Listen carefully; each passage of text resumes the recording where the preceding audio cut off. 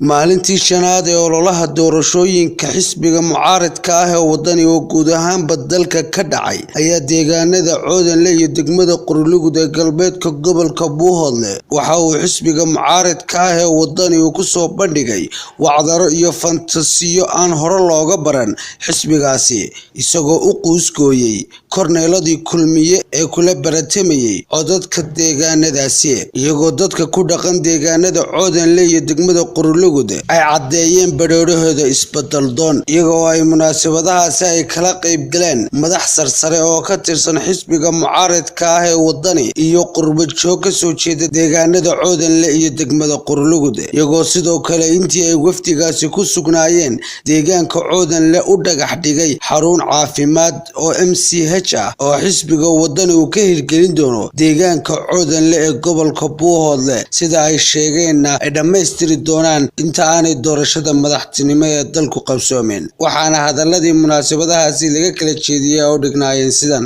xisbiga tartamaya waxa weeye kulmiye iyo wadani iyo hadaynu kulmiye doorano isbedel ma jiro waa mudakarad weeyaan wax faa'iido ma soo wado oo kulmiyihii un baa fuulay marka waxaynu doonaynaa inaynu isbedel helo si shaqaale loo helo caafimaad loo helo waxbarasho loo helo marka hadaynu kulmiye doorano waa mudakarad doorasho ma aha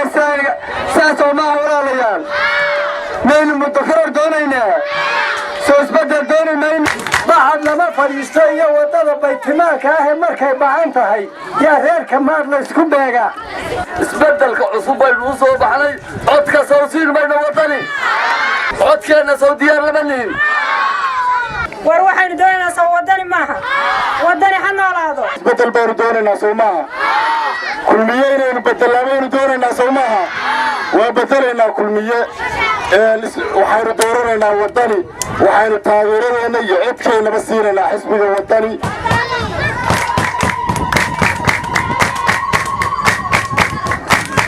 kulmiye wuxuu sababay qabyaalada maanta Qorlugud taala ee raas maraysa ee qoys maraysa ee qof maraysa kulmiyaa sababay kulmiye wuxuu sababay musuqmaasuq iyo adduunyada ugu xumaa kulmiyaa sababay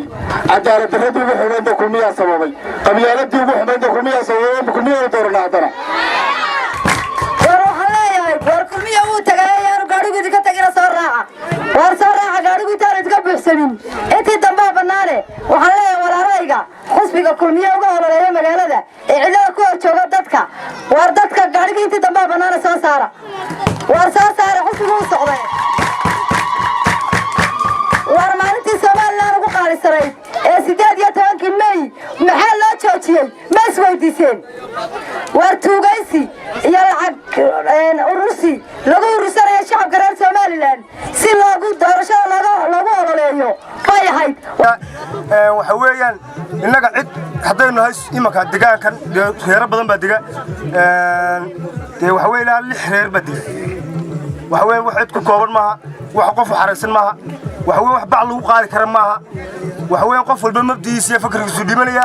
halku jecel yahay cidna la khasbi maayo xisbigan waxaan ku dooranay barnaamijkiisa oo ah inuu shaqo abuur sameeyo inuu maxay ahayd toy tacliinta kor u qaado inuu maxay ahayd toy sameeyo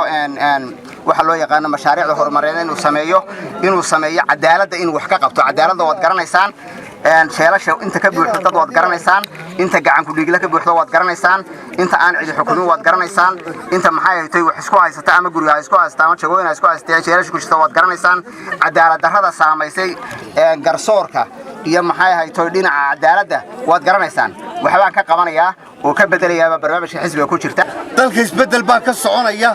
dadka iyagii baa tihiin inaanu idin sahan tagno wixii aanu islaano dadka dantooda ku jirta aanu idin sheegno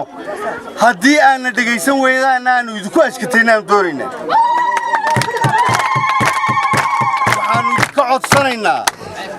xisbiga wadani waanu u tagnay deegaankanaanu ka soo jeednay dad nin walba iska ladan yahay wixiisa haystaanu ahayn waxaanu garannay in ninka hayinka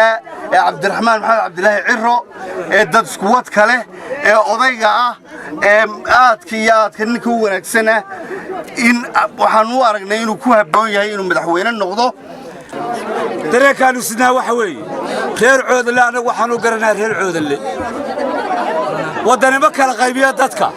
reer hebelow gal xisbiganaad ku jirtaa ma yidhaahdo cod waxaanu ka rabnaa reer coodle anagu waxaanu waxtar u sidnaayo ka doonaynaayo haddii ilaahay nagu gooleeya aan u samaynaynaana waa reer coodle niyadda cadaanu sidnaa wixii aanu qabanayno ku ka sheeganaanu sidnaa waxa ilaahay nagu ogyahay baanu sidnaa wixii aanu ka qaban karanayna lagu ballan qaaday baanu idin sheegnay waxa hadhowto la qaban doonana waanu idin sheegnay Saad Faransa galbeedka gobolka Buuhoodle.